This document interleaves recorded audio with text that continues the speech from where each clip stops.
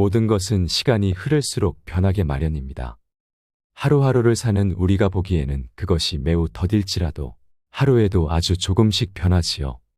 현대시대를 살아가는 우리에게는 그 변화의 속도가 너무 빨라서 제대로 따라가기도 급급할 정도입니다. 그럴수록 우리는 올바른 판단을 하고 그에 맞는 행동을 이끄는 기준을 세우기가 힘이 듭니다. 자기 스스로도 어이가 없는 실수를 저지르기도 하고 조금만 조심하면 피할 수 있었던 실패를 맛보기도 하지요.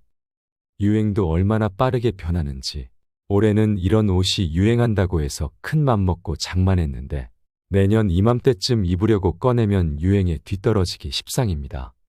그 정도는 약과지요. 첨단 기술 분야는 또 어떻습니까? 요즘 어느 가게를 가나 키오스크가 설치되어 있는데 어른들은 젊은이들의 도움을 받아야 하거나 앞에서 우물쭈물하다 물어보기가 민망해서 포기하고 돌아서는 경우도 있다고 하지요. 그렇다면 이렇게 하루가 다르게 빠르게 변화하는 세상 속에서 변하지 않는 것이 있을까요? 언제 어디서나 올바른 판단과 행동을 할 수 있도록 도와주는 삶의 지혜가 있다면 얼마나 힘이 나고 든든할까요? 그런 의미에서 지난 5000년 동안이나 유대인들의 삶의 나침반이 되어준 지혜서이자 율법서인 탈무드를 들여다보는 것은 큰 의미가 있을 것입니다. 수천 년 세월 동안 척박한 환경 속에서 유대인들의 생존을 돕고 번영시킨 삶의 지혜가 가득 담겨 있기 때문인데요. 동서양 고전들은 대부분 학자들이 저술했으나 탈무드만큼은 대부분 생업을 하면서 동시에 학문을 한 사람들이 썼다고 합니다. 그들도 마찬가지로 생활 속 다양한 문제들 앞에 끊임없이 고민하면서 연구했습니다. 따라서 그들의 지혜는 이론적이기보다 구체적이고 실용적인 삶의 해법들로 이루어져 있습니다. 동서양 고전을 통틀어 우리가 유독 탈무드에 주목해야 하는 이유가 바로 여기에 있습니다. 오늘은 그 중에서도 멀리해야 할 사람은 어떤 사람인지 알아보는 5가지 지혜의 말씀을 소개합니다. 끝까지 시청하시고 주변에 이런 사람이 있는지 한번 생각해 보세요. 이런 사람이 있다면 적당한 거리를 두는 것이 현명한 처사일 것입니다. 첫 번째, 함부로 남의 비밀을 말하는 사람을 멀리하라. 입을 다물지 않는 사람은 대문이 닫히지 않는 집과 같다. 새장으로부터 도망친 새는 붙잡을 수가 있으나 입에서 나간 말은 결코 붙잡을 수 없다. 특히 남의 비밀을 알았다고 해도 절대 다른 사람에게 옮겨서는 안 된다. 비밀이 타인에 의해 새어나가는 순간 그 관계는 오래가지 못한다. 비밀이란 녀석은 돈처럼 붙잡아두고자 하여도 잠시 방심하면 금세 새어나간다. 그러니 어쩌다 남의 비밀을 알게 되었더라도 깊은 바닷속에 가라앉게 한 후 꺼내지 마라. 말을 조심하지 않는 사람은 반드시 멀리해야 하고 또한 나 역시 반드시 말을 조심해야 한다. 함부로 남을 비난하는 것은 살인하는 것보다 위험하다. 살인은 한 사람밖에 죽이지 않지만 비난은 반드시 3사람을 죽인다.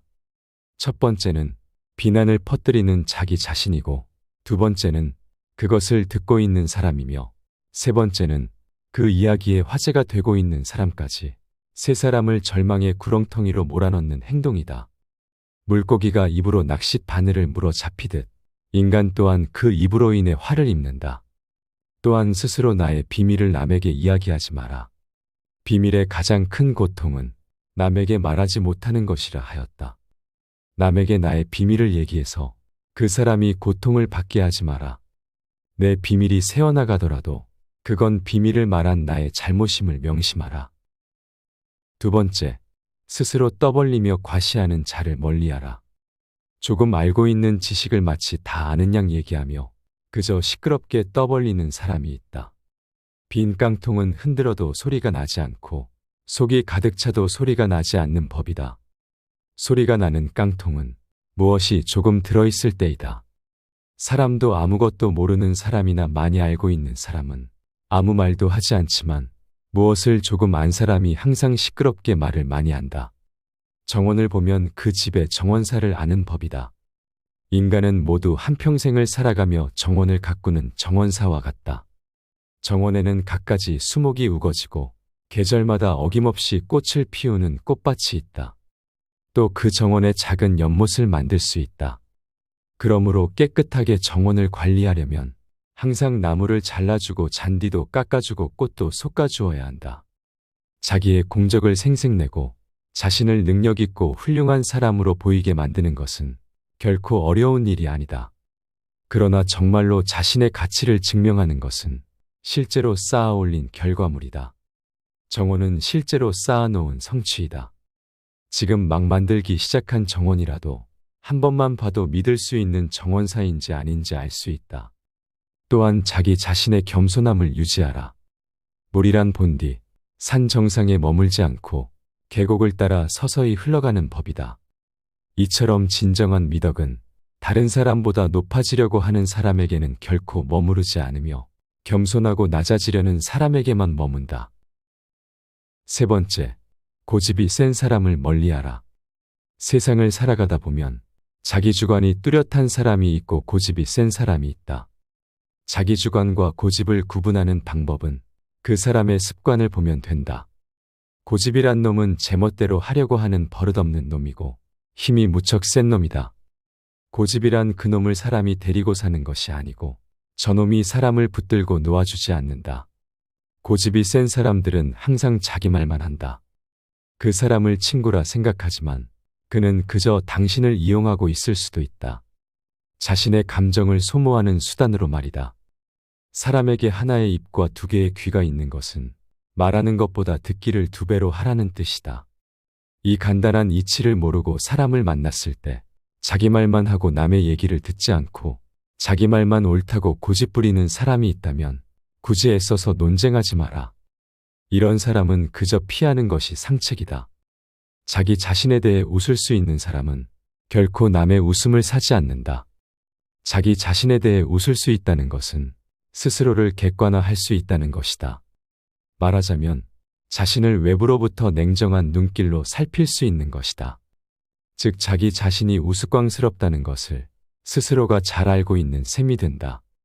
자기 중심적인 사람은 자기 자신을 남과 같이 냉정한 입장에서 바라보지 못한다. 밖을 바라보는 눈은 있을지라도 자기 안을 볼 수 있는 눈은 없는 사람이다. 이런 사람은 남을 보고는 웃어도 남이 자기를 보고 웃으면 화를 낸다. 자신이 왜 우스운지를 전혀 모른다. 자신의 우스꽝스러운 점을 아는 사람은 그것을 바로 잡을 수 있고 또한 남에게 웃음을 사더라도 너그럽게 받아들인다. 네 번째, 다른 사람과 자주 다투는 사람을 멀리하라.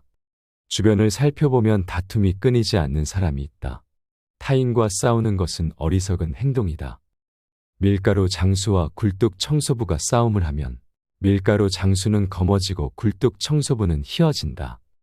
현명한 사람은 남과 절대 싸우지 않는다. 인생을 살아가는 데 있어서 가장 큰 재산은 친구이다. 인간은 누구나 일생을 통해서 만날 수 있는 사람의 수가 한정되어 있다. 싸움은 자신의 재산을 줄이는 가장 빠른 방법이다.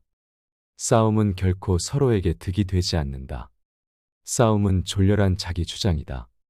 현명한 사람은 자기의 의견을 주장할 때 좀 더 이치에 맞는 방법을 선택한다.